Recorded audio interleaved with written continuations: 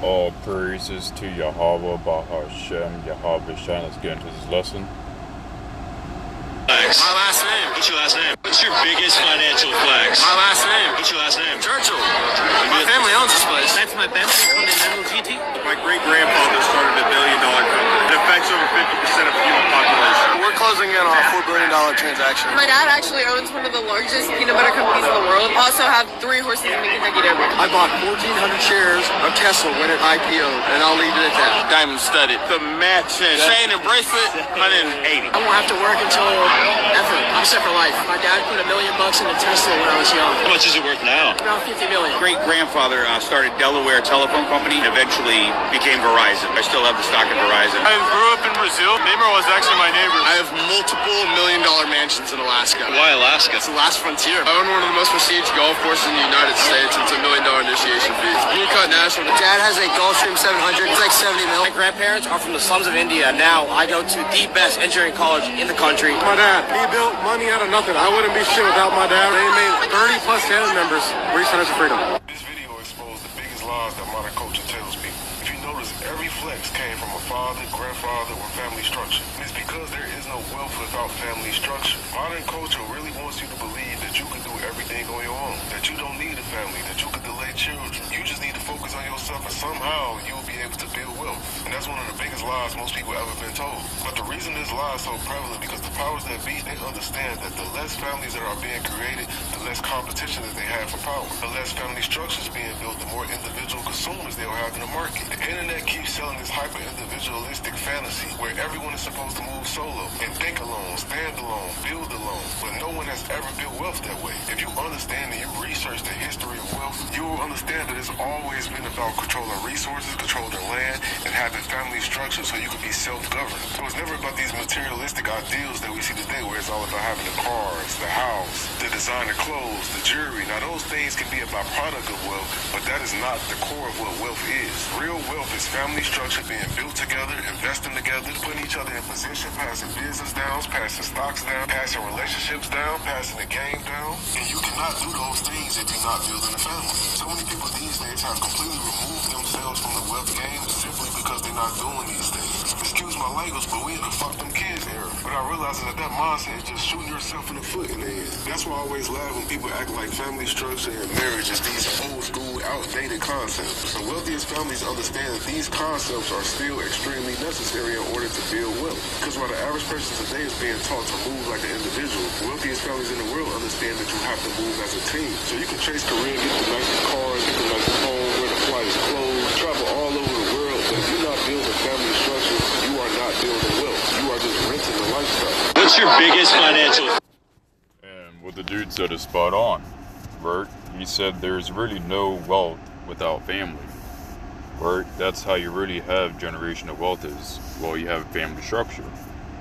However, Esau has messed up Babylon so much, or Esau has messed up America so much that now, when it comes to family structure, there really is none to be had, because Esau messed up the woman, right?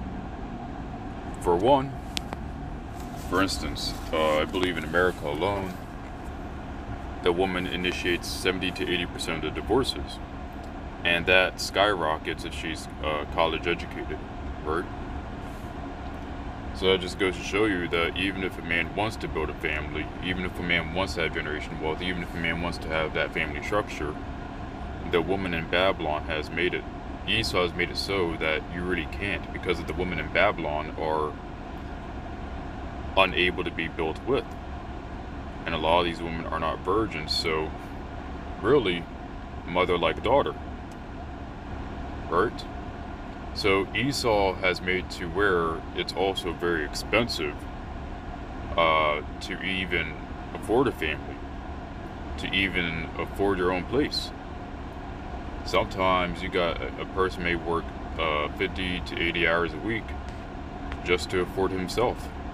And what time would he have to go set out a family if he's busy working all day long, right? So Esau has made it very hard for families to build. And we know that the curses of, we know that the curses upon us are now falling upon Esau, because Esau is not able to build no more. Esau is having a hard, and when I mean Esau, I mean the middle class. Esau is having a hard time building. Esau is having a hard time having a family themselves, right? It says right here, 2 Timothy chapter 3 verse 2, people will be lovers of themselves, lovers of money, boastful, proud, abusive, but disobedient to their parents, ungrateful and unholy, right? And a part of the family structure is that there are certain qualities you need to have to continue that family structure. But a lot of these people nowadays, you know, they're not grateful, they're not good to their parents, and they love money more than anything in the world, right? And the love of money is the root of all evil. Right, let's get this out. Genesis chapter 2 verse 18, the Lord God said, it's not good for man to be alone, I'll make a helper suitable for him, right? And this is talking about Yahweh making a woman for Adam. But here's the thing, is it's not just the fact that, you know, it's not good for a man to not have a woman, but it's also the fact that a man does need a community. People need a community, right? Because let's say your car breaks down, right?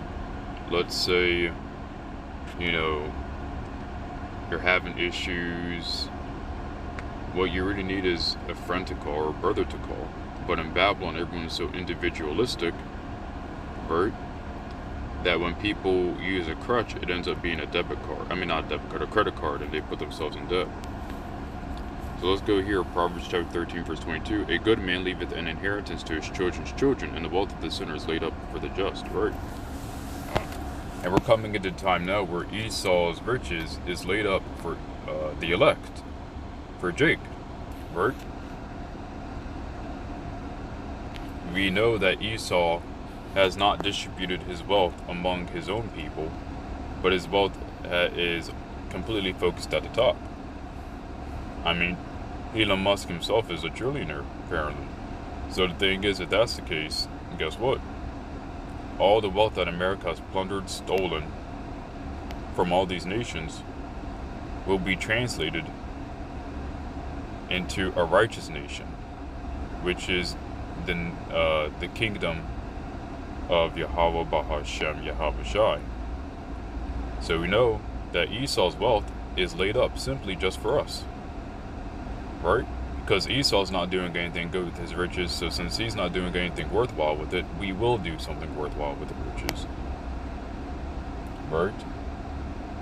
So all praises to Yahweh Bahashem Yahweh Shai. Remember, the real riches is not what's on earth. It's our real riches is keeping the law, statutes, commandments, being obedient, bringing Yahweh Bahashem Yahweh Shai glory. Those are the real riches. And Lord willing, be with the elect. So hope this lesson is edifying to the elect, and hope for elect 144,000 and Shalom.